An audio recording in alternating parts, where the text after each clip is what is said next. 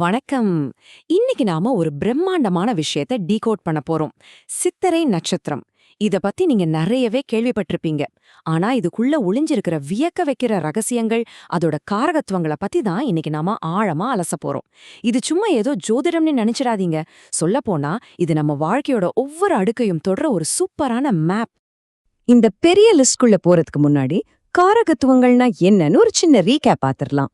சிம்பிளா சொல்லணும்னா, ஒரு குறிப்பிட்ட நட்சத்திரம் எதையெல்லாம் கண்ட்ரோல் பண்ணுது, அதோட ஆளுமைக்குள்ள என்னென்ன வருது அப்படிங்கிறது தான் காரகத்துவம். இதுல ரொம்பவுமே உயர்ந்த ஆன்மீக விஷயங்கள்ல ஆரம்பிச்சு நாம டெய்லி யூஸ் பண்ற சின்ன சின்ன பொருட்கள் வரைக்கும் எல்லாமே அடங்கும். இதுதான் அந்த நட்சத்திரத்தோட எக்ஸாக்ட் டிஎன்ஏனே சொல்லலாம். இவ்ளோ பெரிய தகவல்களை கேட்டா நமக்கு கொஞ்சம் கன்ஃபியூஸ் ஆயிடும் இல்லையா? அதனால ஈஸியா புரிஞ்சுக்க இது ஒரு 5 லாஜிக்கலான டாபிக்ஸா பிரிச்சு வச்சிருக்கேன்.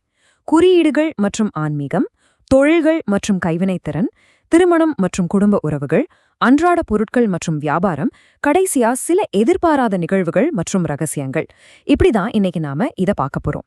சரி, முதலாவது டாபிக்கான குறியீடுகள் மற்றும் ஆன்மீகத்துக்குள்ள போயிடலாம். சித்திர நட்சத்திரத்தோட அந்த புனிதமான ஒரு பவர்ஃபுல்லான ஆன்மீக எனர்ஜி எங்கிருந்து ஆரம்பிக்குதுன்னு பார்க்கலாம். மூல நூல்கள்ல பாத்தீங்கன்னா இந்த நட்சத்திரத்தை ரொம்பவுமே சக்தி வாய்ந்த தெய்வீக கருவிகளோட சம்பந்தப்படுத்தியிருக்காங்க. ஒரு பக்கம் சங்கு, சக்கரம், திரிசூலம்னு பிரம்மாண்டமான ஆயுதங்கள் இருக்கு. இன்னொரு பக்கம் வீணை, உடுக்கை மாதிரியான ரொம்ப சாஃப்டான இசைக்கருவிகளும் இதோட காரகத்துவத்துல வருது. இதுவே ஒரு ஆழமான ஆன்மீக வைப்ரேஷனுக்கான பேஸ்மெண்ட் அமைச்சிடுது. வெறும் பொருட்களை மட்டும் தாண்டி இந்த நட்சத்திரம் இயற்கையோடும் ரொம்பவுமே ஆழமான ஆன்மீகத்தோடும் நேரடியா கனெக்ட் ஆகுது. முக்கியமா புன்னாக்கு சித்தர், புன்னாக்கீசர், நன்னாசேர் மாதிரியான மகான்கள், அப்புறம் ரொம்பவே புனிதமான வில்வ மரம், இது எல்லாமே சித்திரை நட்சத்திரத்தோட ரொம்ப ஆழமா பின்னி பிணைஞ்சிருக்கு. 2வது டாபிக் தொழில்கள் மற்றும் கைவினைத்திறன், அதாவது படைப்பாளியின் உலைக்களம். ஆன்மீகத்திலிருந்து கொஞ்சம் இந்த பௌதீக உலகத்துக்கு வந்தோம்னா தெய்வீக ஆர்கிடெக்டான விஸ்வகர்மாவோட மிகப்பெரிய தாக்கத்தை நாம இங்க ஃபீல் பண்ண முடியும். இதுல கவனிச்சு பார்க்க வேண்டிய ஒரு இன்ட்ரெஸ்டிங்கான விஷயம் என்னன்னா, இந்த நட்சத்திரம் எப்படி படைப்பாளிகளையும் அவங்களோட வேலை செய்யும் இடங்களையும் கண்ட்ரோல் பண்ணுது அப்படிங்கிறது தான். கொத்தனார், தச்சர்னு சொல்லிட்டு அதிலும் குறிப்பா அந்த அதிக வெப்பம் இருக்கிற செங்கல் சூளை, அப்புறம் ரொம்ப அடிப்படையான சென்ட்ரிங் கட்டுமான வேலைகள் எல்லாம் இதுல வந்துடுது. இவங்க தானே இந்த உலகத்தையே உருவாக்குற சிற்பிகள். இந்த கைவேனைஞர்கள் யூஸ் பண்ற மூலப்பொருட்களை கொஞ்சம் கவனிங்க. ரொம்ப கனமான இரும்பு, பஞ்சலோகம், செம்பு மாதிரியான உலோகங்களை உருவாக்குறதும் நவரத்ன கற்களை அழகழகா உருமாத்துறதும் சித்திர நட்சத்திரத்தோட முக்கியமான காரகத்துவங்கள்ல ஒன்னா இருக்கு. 3வது டாபிக் திருமணம் மற்றும் குடும்ப உறவுகள். இந்த சோர்ஸ் மெட்டீரியல்ல ஒளிஞ்சிருக்கிற ஒரு சூப்பரான விஷயத்த நான் உங்களுக்கு சொல்ல போறேன். சும்மா ஏதோ வார்த்தைகளை வரிசையா கொடுத்துருக்காங்கன்னு நினைச்சா அதுக்கு நடுவுல ஒரு காதல், ஒரு கல்யாணத்தோட முழு டைம்லைனும் எவ்ளோ அழகா மறைஞ்சிருக்கு தெரியுமா? இது ஏதோ சம்பந்தமில்லாத வார்த்தைகள் கிடையாதுங்க. நிச்சயார்த்தம் அல்லது பரிசம் போடுறதுல ஆரம்பிச்சு பத்திரிக்கை அடிக்கிறது, தாலி செய்யறது, கல்யாண மண்டபத்தில் இருக்கிற மணவரை கடைசியா முதல் இரவு வரைக்கும் ஒரு முழுமையான பாரம்பரிய திருமணத்தோட கம்ப்ளீட் சீக்வன்ஸை நம்ம இதுல பார்க்க முடியுது.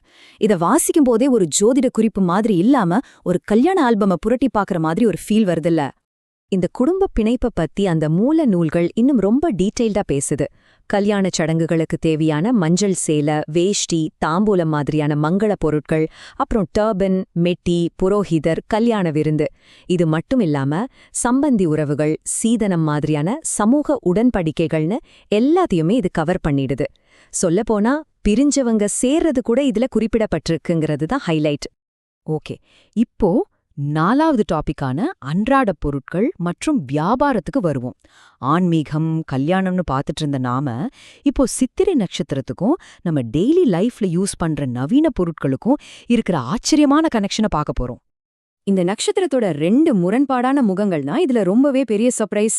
ஒரு பக்கம் பார்த்தா பழமையான உயர்ந்த புனித பொருட்களான திரிசூலம், சங்கு, சக்கரம், ஹோமத்தை எல்லாம் இது ஆளுது. ஆனா அதே நேரத்துல எந்த சம்பந்தமும் இல்லாத மாதிரி ரயில் இன்ஜின், போர்வெல், ரப்பர், ஸ்பிரிங்குன்னு ரொம்ப கனமான மாடர்ன் பயன்பாட்டு பொருட்களையும் இதுவே தான் கண்ட்ரோல் பண்ணுது. என்ன ஒரு எக்ஸ்ட்ரீம் முரண்பாடு பாத்தீங்களா? இன்னும் கொஞ்சம் டீப்பா உள்ள போனோம்னா ரொம்பவும் பர்சனலான பொருட்களையும் இது லிஸ்ட் பண்ணுது.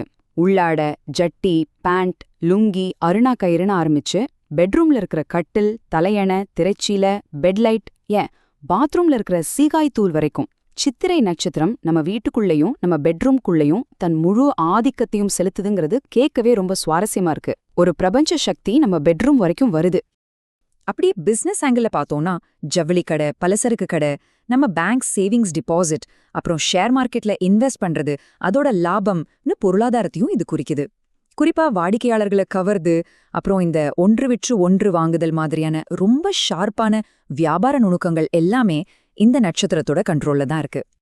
இப்போ நாம 5வது, அதாவது கடைசி பகுதிக்கு வந்துட்டோம். எதிர்பாராத நிகழ்வுகள் மற்றும் ரகசியங்கள். இந்த நட்சத்திரத்தோட தொடர்புடைய கொஞ்சம் இருண்ட, மர்மமான, நம்மால கணிக்கவே முடியாத சில நிகழ்வுகளை பத்தி கண்டிப்பா தெரிஞ்சுக்கணும். இங்க காரகத்துவங்கள் திடீர்னு ஒரு புதுசான கொஞ்சம் எச்சரிக்கையான ரூட்டை எடுக்குது.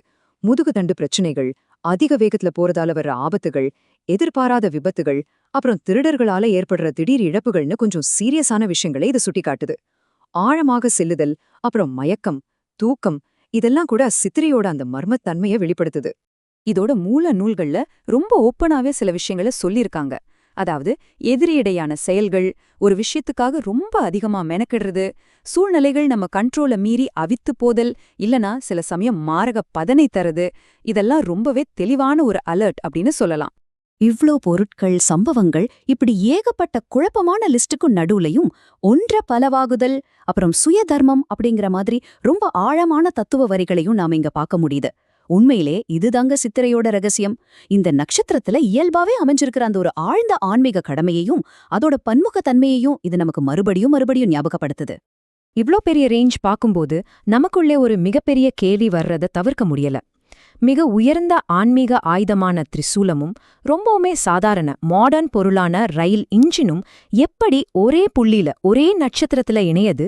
வாழ்க்கையோட இந்த முரண்பட்ட ஆனா அதே சமயம் பிரம்மாண்டமான டிசைனை பார்த்து நாம வியக்காம இருக்க முடியல. இப்ப நீங்களே சொல்லுங்க, சித்திரை நட்சத்திரத்தோட இந்த பன்முகத்தன்மை உங்க வாழ்க்கையில எந்தெந்த வடிவங்கள்ல வெளிப்படுது? கொஞ்சம் யோசிச்சு பாருங்க.